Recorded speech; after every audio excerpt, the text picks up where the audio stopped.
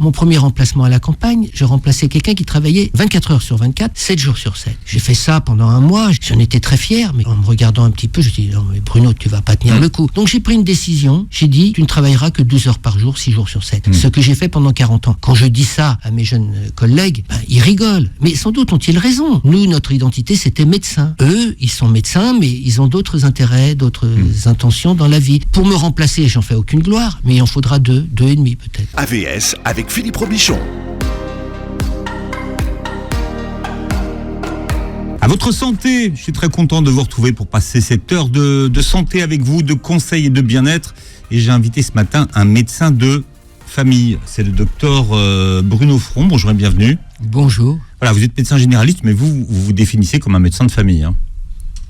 Oui, on peut dire ça. Enfin, je me suis trouvé être un médecin de famille et avoir été amené à rencontrer plusieurs générations depuis maintenant 40 ans que je pratique cette médecine. 1985, vous vous installez dans le 5e arrondissement de Paris. Mais avant, vous aviez commencé par la médecine d'urgence. Vous étiez urgentiste pendant quelques années. En effet, j'ai fait mon service militaire au SAMU et ensuite j'ai fait les urgences médicales de Paris pendant 3 ans et ensuite, octobre 1985, Paris 5e. C'est l'installation. À noter qu'aujourd'hui, vous consultez toujours, hein ? Oui, je suis officiellement à la retraite, mais je fais ce qu'on appelle un cumul emploi-retraite et donc je travaille toujours, disons, un mi-temps à 45 heures par semaine. Je crois que vous travaillez 65 heures par semaine. 70 ? Oui. Oui. Tout augmente. Maintenant, c'est 45. Ah, maintenant, c'est 45. En fait, 70 heures, c'est le temps que vous consacriez quand vous êtes en activité, c'est ça ? On peut dire ça. Bien, vous racontez votre histoire dans un livre qui s'appelle « Toute une vie pour eux » aux éditions Iconoclaste. À quel genre votre livre appartient-il ? Est-ce que c'est une biographie, une galerie de portraits ? Comment vous le définissez comme objet ? Je saurais le dire, c'est surtout une somme d'histoires, c'est une somme de rencontres surtout, c'est une somme d'inattendus, donc je ne saurais pas le qualifier. Ça fait 40 ans que vous pratiquez la médecine et pourtant vous n'êtes pas ce qu'on appelle un enfant de la balle, vous n'êtes pas issu d'une famille de médecins. Que faisait votre papa ? Mon père était ingénieur, j'appartiens à une famille nombreuse puisque je suis le 10e de 11 et mes frères étaient ingénieurs, j'ai des sœurs profs de maths, enfin quelque chose d'assez scientifique, rien de tout ça pour moi. Vous deviez être footballeur. C'est pas que je devais, c'est je voulais être footballeur. Et puis, les circonstances ont fait que, très intelligent comme adolescent, il faisait très chaud, et j'ai donc décidé un soir de mettre des glaçons sur mon thorax d'athlète. Le lendemain, 42 fièvres, pneumonie, je me retrouve aux urgences de l'hôpital Saint-Joseph, et aux surprises, c'est une ruche où beaucoup de gens s'agitent, mais on a pris soin de moi, on s'est occupé de moi, et je me suis dit, mais c'est incroyable, on m'a donné des antibiotiques déjà à l'époque, et j'ai guéri très vite. Je me dis, c'est quand même assez étonnant ce monde-là. Et donc, peut-être, est-ce ça qui m'a conduit à vouloir être médecin. C'était quoi l'idée avec les glaçons ? C'était me rafraîchir, enfin c'était n'importe quoi, comme on peut faire des bêtises. Ah, je ne savais pas qu'on pouvait attraper une angine en faisant ça. C'était pas une angine, c'est une pneumonie. Ah, une pneumonie, ouais. Et ensuite, vous retournez à l'hôpital quelques temps après, d'ailleurs ? Oui, là, c'était une bêtise. C'était un abcès de la joue que j'ai appelé abcès de fixation.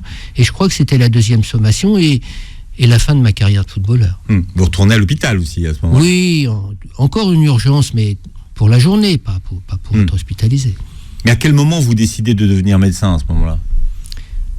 Il faut bien faire quelque chose. Vous faites le deuil du football et tout d'un coup, vous découvrez un monde. Et puis, dans ma classe, avec des amis, on trouvait que ça pouvait être bien d'être médecin. Donc, comme ça. Comme ça. Le problème, c'est que médecin, il faut en vouloir. Faut intégrer l'école de médecine.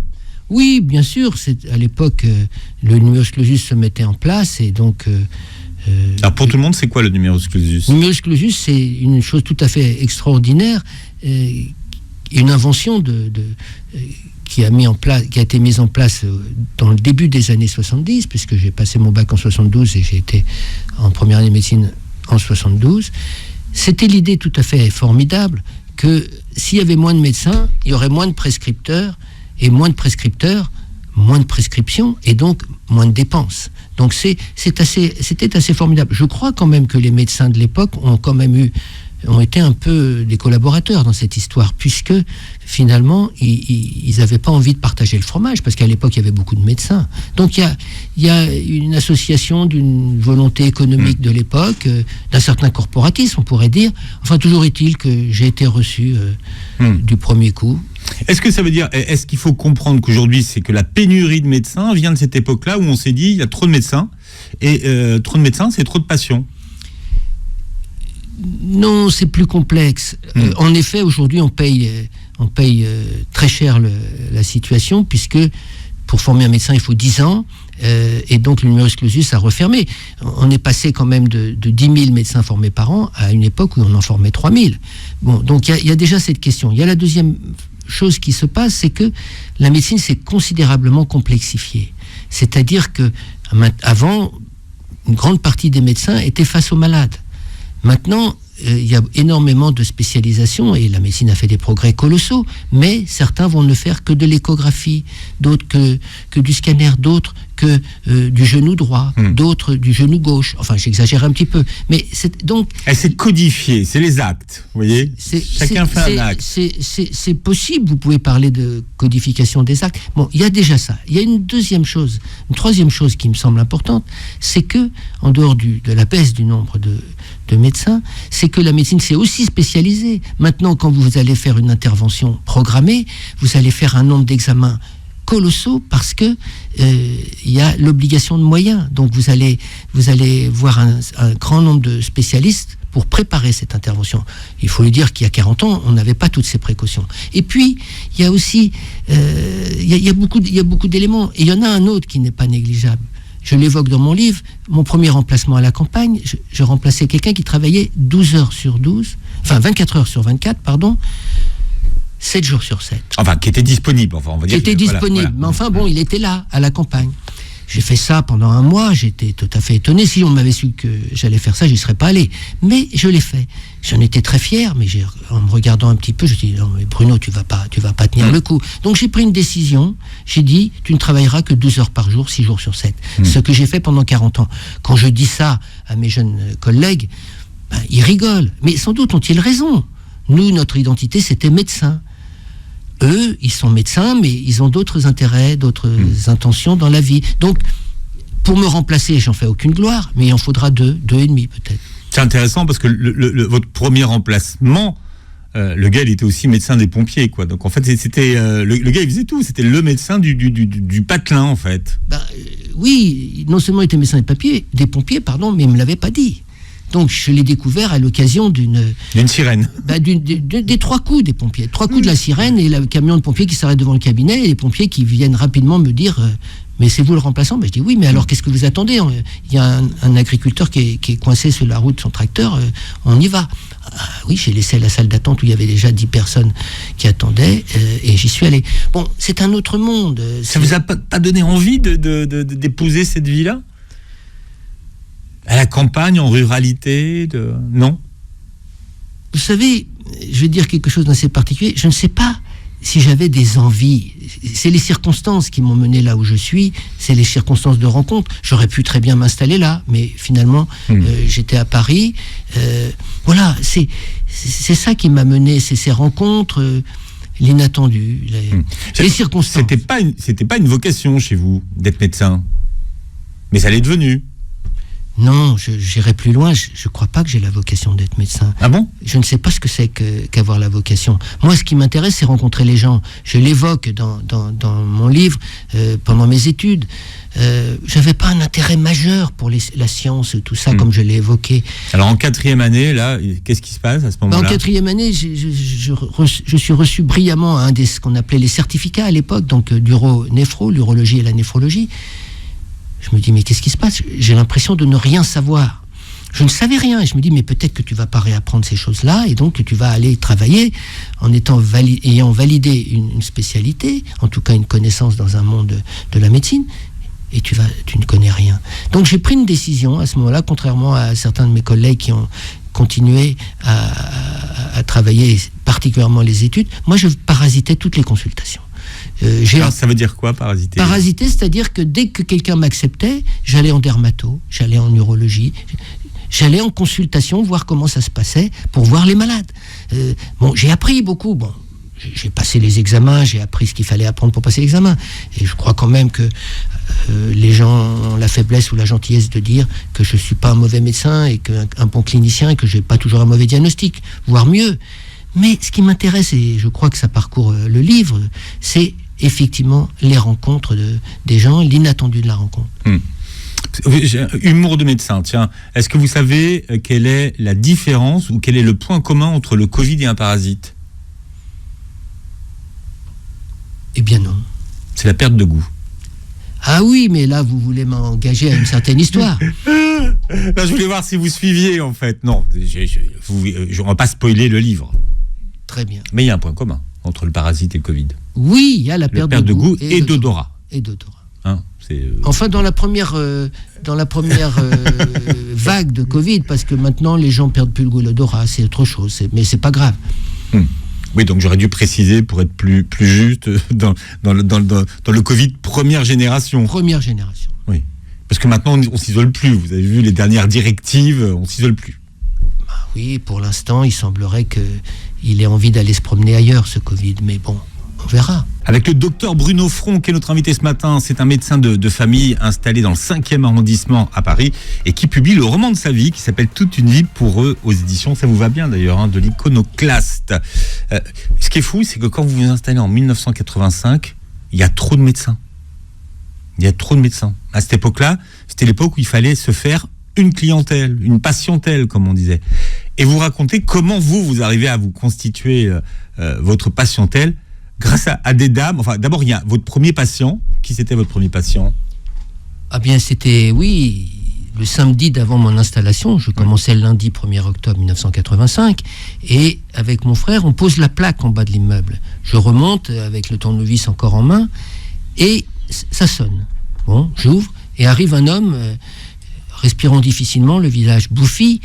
Et visiblement, je comprends tout de suite qu'il a un œdème de Quincke. Il me dit, c'est vous le docteur? Je dis, oui, mais je ne peux pas travailler, je commence que lundi. Devant cet homme en difficulté, je fais ce que j'avais à faire. J'avais une certaine expérience avec le SAMU et les urgences médicales de Paris. Et donc, je fais un corticoïde injectable et un antihistaminique. Il met une bonne demi-heure à aller mieux.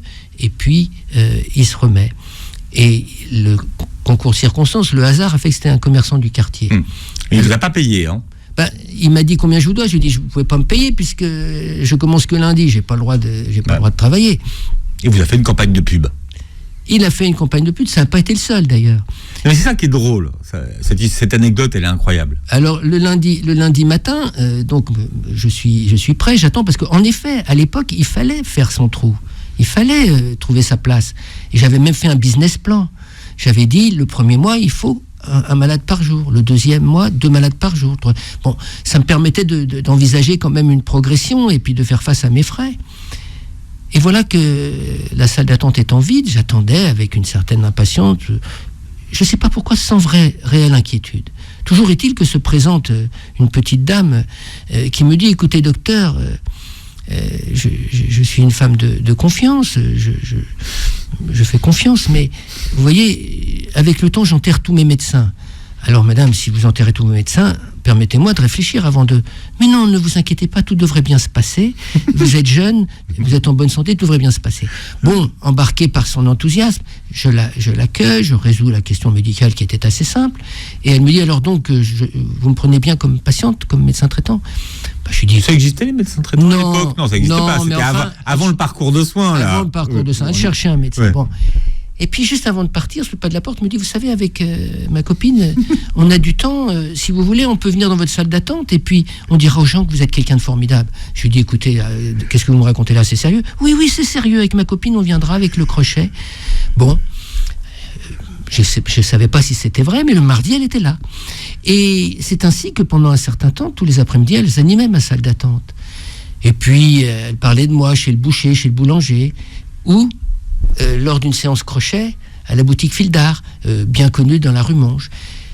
C'est ainsi que finalement elles sont venues très régulièrement. Mais finalement, mon business plan était un peu bas. J'ai assez vite fait mon trou, si on dirait, et sans doute peut-être grâce à elle. Et au bout de 2-3 mois, elles sont parties. Elles m'ont dit, docteur, je crois que maintenant vous êtes lancé, on peut vous laisser tranquille. Et elles sont allées butiner ailleurs. Vous savez que cette histoire, elle est tellement incroyable qu'on se dit, c'est pas possible. C'est un travail de romancier. Écoutez, en effet, cette question, on me l'a posée, d'ailleurs pas pour cette histoire seulement, pour l'ensemble du livre. Oui, pour toute la galerie de portraits dans votre livre. Mais si vous voulez, j'ose dire, et je l'ai déjà dit, je n'ai pas assez d'imagination pour inventer de telles histoires. Donc, tout est vrai, au mot près. Évidemment, j'ai fait en sorte que les gens ne se fassent pas reconnaître, mais comme il y a beaucoup de personnes âgées depuis le temps, certaines nous ont quittés. Et puis, j'ai quand même demandé l'autorisation à quelques personnes, en leur lisant le texte, si elles souhaitaient ou elles acceptaient, sans qu'on les reconnaisse pour autant. En 85, le jeune médecin que vous êtes qui s'installe attend le patient. Aujourd'hui, c'est combien de visites par jour ? Si vous voulez... De consultations, aujourd'hui, c'est combien ? Bon, j'ose dire, et là, ça va être pris comme ça sera pris. Je crois que pendant 40 ans, j'ai vu entre 25 et 30 personnes par jour. Oui, donc ça fait du monde. Mais je commençais à 8h le matin et je finissais à 8h le soir. Donc si vous regardez... Par rapport à ce que disent la jeune génération, ça me paraît pas beaucoup, 25 à 30, je dis tout de suite. Il a pu arriver 40 en épidémie, mais 30, on va dire 30, oui. Et vous avez continué à faire des visites de domicile que beaucoup de vos confrères ont abandonné parce que c'est pas rentable en fait. Bon, la question elle est simple. Aujourd'hui, la consultation est à 25 €. La visite est à 35. Vous faites 3 consultations, quand le temps d'une visite. Donc, concrètement, vous perdez de l'argent puisque c'est 75 contre 35. Mais j'ai jamais pu raisonner comme ça. Ceci dit, dans les contextes actuels des revendications et des justes revendications des médecins, je propose la visite à 80 €. La visite, pas la consultation, puisque c'est par rapport à ce que je viens vous dire. J'ai bien compris. Ça, oui. Mais est-ce que ça suffira pour que les jeunes médecins aillent faire des visites ? Je ne suis pas sûr. Parce qu'ils n'ont pas été éduqués à ça, ils ne savent pas ce que c'est, et surtout, ils ont l'habitude de travailler en équipe. Et alors, aller se retrouver tout seul auprès de quelqu'un à domicile, c'est pas évident.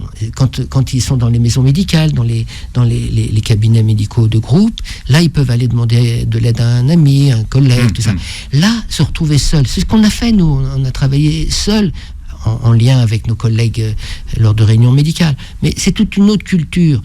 Je ne juge pas, simplement je leur dis à mes jeunes confrères, à mes jeunes consoeurs, vous perdez une chance extraordinaire. Parce que vous aimez les visites à domicile. Qu'est-ce que ça vous apprend finalement sur la vie ? Mais c'est assez simple. Quand quelqu'un se déshabille dans votre cabinet, vous n'avez rien vu. Rien. Quand quelqu'un vous ouvre la porte de sa maison, quand quelqu'un vous ouvre la porte de sa chambre à coucher, c'est une toute autre intimité qui vous est livrée et aussi des apports cliniques très importants. Et puis, avec le temps, ma patientèle a donc vieilli, a pris de l'âge. J'ai connu des gens dans la force de l'âge qui avaient 60 ans, ils en ont aujourd'hui 90. Heureusement, encore beaucoup montent mes escaliers en courant à 90 ans, mais beaucoup sont maintenant dans l'impossibilité de se déplacer.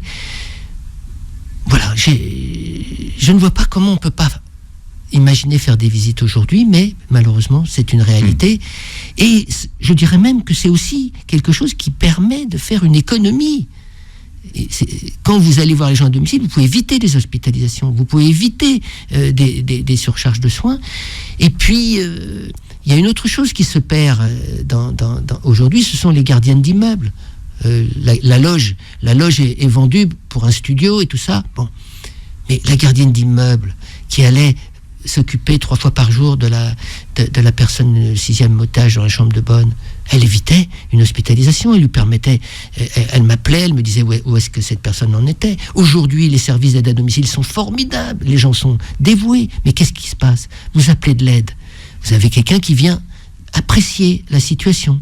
Ensuite, vous avez une deuxième personne qui va voir comment on va financer, combien ça coûte, comment on va le financer. Une troisième personne qui va venir pour l'ergothérapeute, pour la mise en place. Enfin, il y a toute une équipe et Bon, ça marche, mais c'est jamais les mêmes personnes. La gardienne d'immeuble qui disparaît, c'est un médecin généraliste de moins, ou une infirmière de moins dans le quartier. Mais bon, là, je ne veux pas être passéiste, mais c'est une réalité.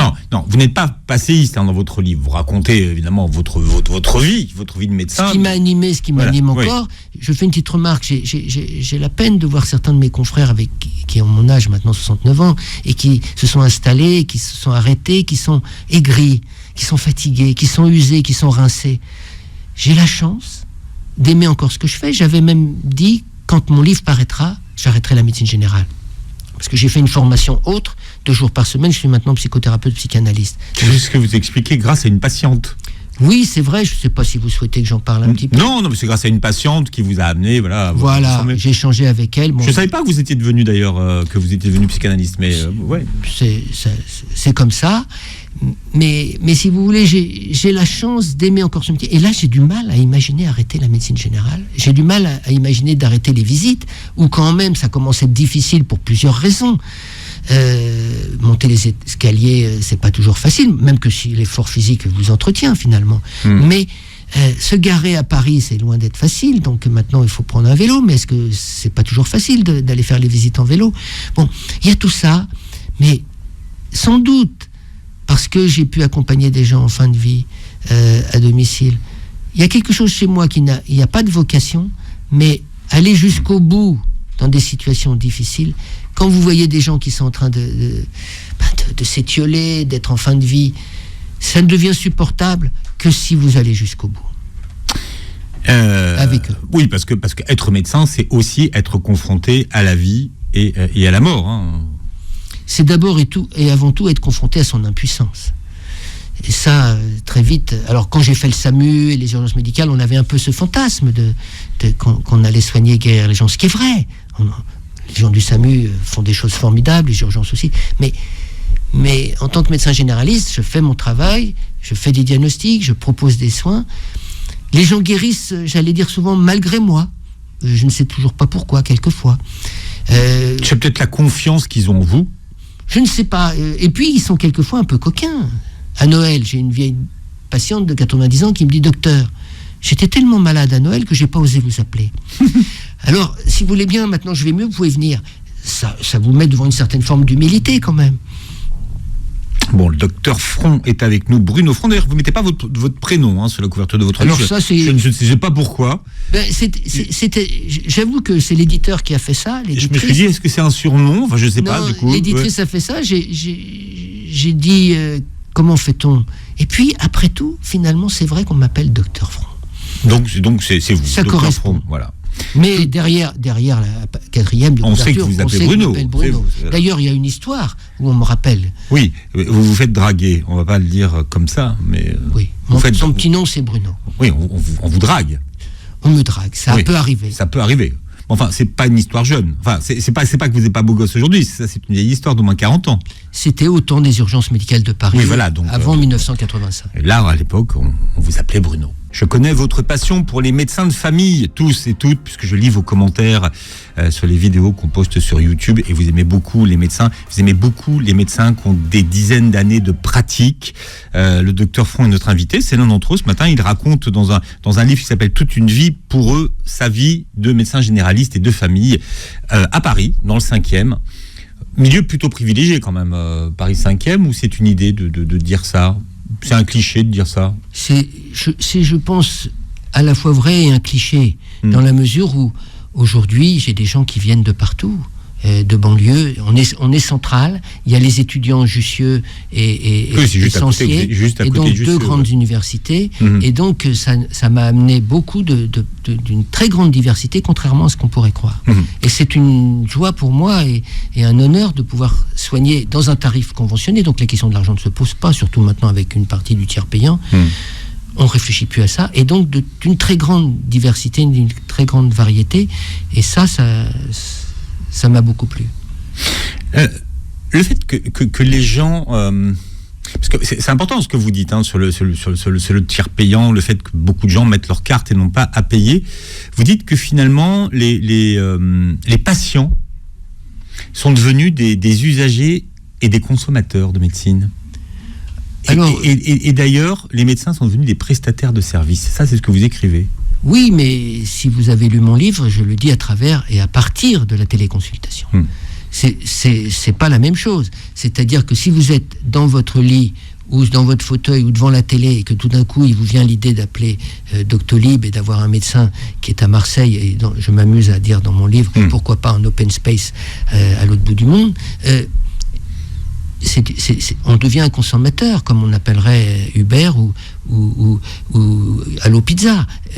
Non, le fait que les gens doivent se déplacer jusqu'à moi ou que moi me déplace, ça met une certaine réserve à vos propos. Mais c'est vrai, on parle beaucoup de 28 millions de consultations par an qui ne sont pas honorées, ce qu'on appelle les lapins. Donc, il y a quelque chose... Vous en avez beaucoup, vous ? Ou votre salle d'attente est ouverte, il n'y a pas de rendez-vous, donc... Alors, la vérité, c'est que pendant 35 ans, il y avait une porte ouverte tous les jours, et donc les gens étaient même dans l'escalier, comme à la campagne. Mais avec ce qui résout la question des lapins, quand même. Oui, mais avec la question de la Covid, on a dû ne plus avoir de salle d'attente. Oh, mais c'était il y a 2 ans. Oui, mais alors je me suis mis à faire que des rendez-vous, mais au milieu des rendez-vous, il y a ce qu'on appelle des incrustes, donc les gens peuvent quand même débarquer. Des lapins, j'en ai pas tant que ça, mais et peut-être que si je regardais un peu plus près, il y en aurait peut-être 3 ou 4 par semaine. Alors, moi, j'aime beaucoup les médecins qui ont des années, des dizaines d'années de pratique, parce qu'ils ont souvent, dit-on, un diagnostic plus sûr. Est-ce que vous, aujourd'hui, vous avez l'impression que vous avez un diagnostic qui est plus sûr ? Ou vous êtes toujours dans cet état de « je ne sais rien » ? Non, je ne sais rien. Je dirais pas ça, parce que je dois avouer qu'en ayant vu 30 personnes par jour pendant 40 ans, j'ai acquis une expérience, j'ai été piégé, je sais là où il faut faire attention, et en tout cas, je dirais qu'à chaque consultation, dans la minute qui suit le contact avec la personne, on doit avoir répondu à 3 questions. Est-ce que c'est grave ? Est-ce que c'est urgent ? Comment on gère le temps ? Et ça, c'est très important. Et d'ailleurs, les gens le sentent, parce que si tout d'un coup, ils sentent que vous mobilisez et tout, et sinon, ils voient bien que, même arrivant avec une demande extrême, ils voient bien que là, on n'est pas embarqué par quelque chose et que rien que ça pose les choses. Maintenant, pour répondre très directement à votre question, j'ai acquis une expérience. Certains disent que j'ai un bon diagnostic, pourquoi pas, mais je reste avec l'idée qu'on ne sait pas grand-chose et que la vigilance s'impose toujours. Quant à dire que le médecin qui a vu beaucoup de monde est plus compétent ou plus affûté dans son diagnostic qu'un jeune médecin, on ne serait peut-être pas affûté pour les mêmes choses. Peut-être. Vous expliquez qu'en 50 ans, les progrès techniques ont été énormes dans la médecine. C'est quoi la formation continue d'un médecin généraliste ? Elle est multiple, c'est celle que vous choisissez. Il y a un minimum qui est important. Moi, j'ai participé à la création d'une association médicale des médecins du 5e arrondissement. Nous nous réunissons tous les mois, donc une fois par mois pour faire venir un spécialiste ou sur un sujet. Je me réunis une fois par mois avec ce qu'on appelle les groupes de pratique, d'échange de pratique avec des collègues, c'est-à-dire on choisit une consultation du vendredi 14h au hasard et on la soumet à nos collègues et on dit qu'est-ce que tu aurais fait ? Ça fait déjà 2 fois par mois. Ensuite, il fut une époque où il y avait les laboratoires qui nous invitaient. C'est fini tout ça. Alors c'était un peu ambivalent, ambigu, mais il y avait quand même des formations intéressantes qui pouvaient dériver, on sait comment. Et puis, je fais aussi un autre groupe de travail avec... donc tout ça, ça fait quand même au moins une fois par semaine une formation. Donc c'est beaucoup. Et ça, c'est pas... Alors il y a les formations indemnisées maintenant qui nous permettent d'être rémunérés. Moi, je les ai jamais utilisées parce que, je sais pas, je préfère organiser des choses avec mes collègues ou dans le cadre de notre association.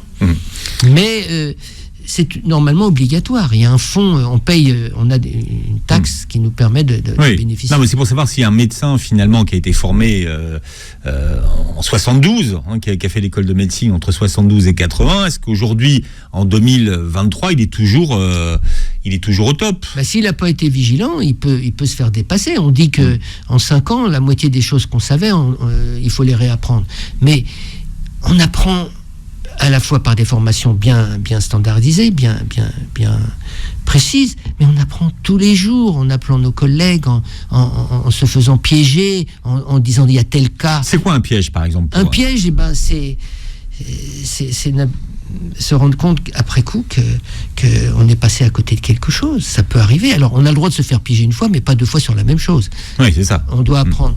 Et puis là, je profite de cette occasion pour dire quand même aussi l'humilité qu'on doit avoir. Vous faites un jour quelque chose qui vous semble avoir été bien. Vous avez fait ce qu'il faut pour le patient, pour la famille, et puis on vous reproche certaines choses. Et puis une autre fois, vous dites là, j'ai pas été très très bon, là, j'aurais pu faire autrement, et vous recevez des fleurs. Donc ça montre aussi que tout ça c'est bien complexe. L'humilité, vous dites que c'est la base de votre métier. Et quelles sont les pathologies aujourd'hui que vous voyez, auxquelles vous n'étiez jamais confronté en 1985 quand vous vous êtes installé?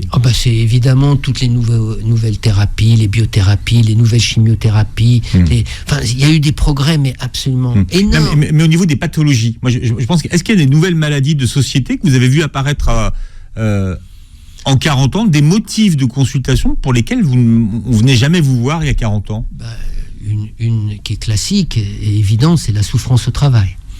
Ça, peut-être que les gens souffraient déjà, mais ils ne le disaient pas, ou ils ne s'en plaignaient pas, ou ils avaient un rapport au travail qui n'était pas le même. Donc ça, on doit faire avec ça.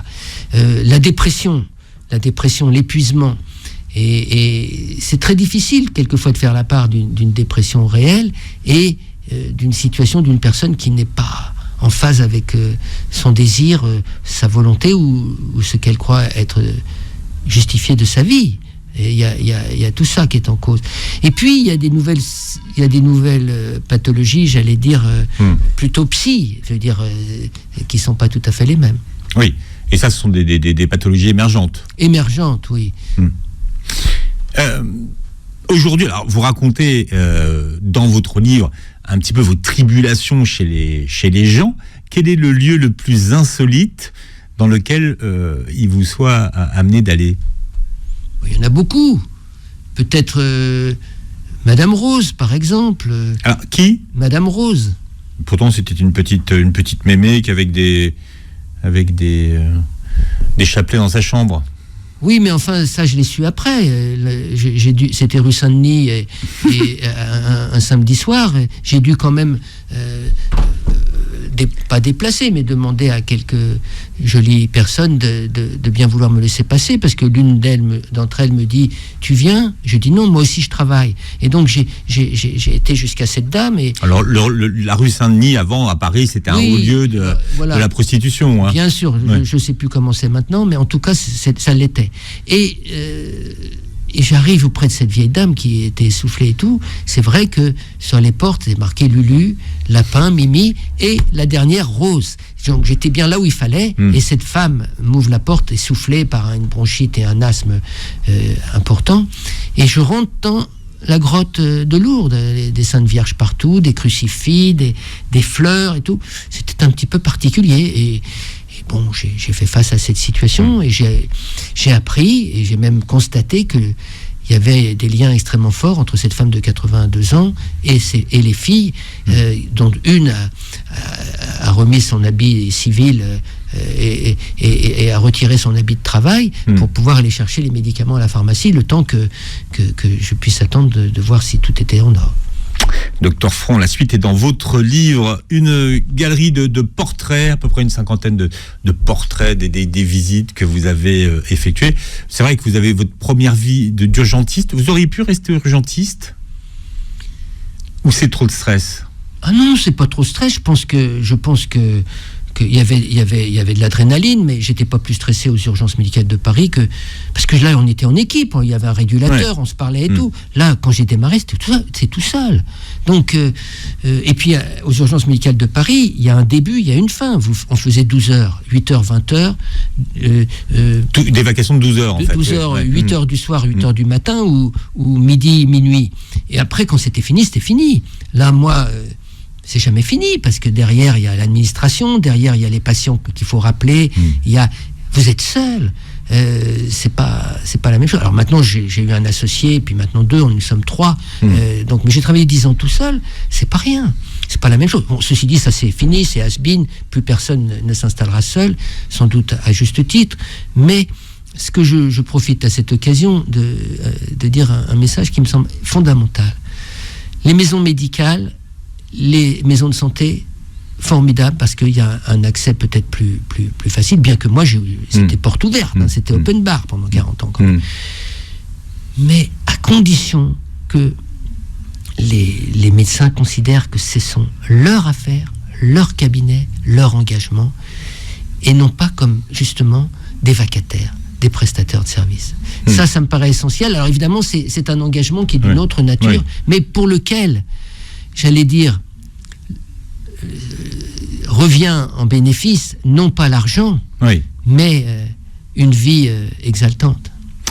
Docteur Front, toute une vie pour eux, c'est le titre du livre que vous publiez aux éditions de l'Iconoclaste. Merci d'avoir été avec nous. Merci. Voilà, c'est bien de parler avec des médecins de famille. Vous réécouterez cette émission qui s'écoute très bien en podcast sur beurrefm.net et vous verrez la captation de l'émission sur notre chaîne YouTube. Et passez une très belle journée santé sur Beurre FM.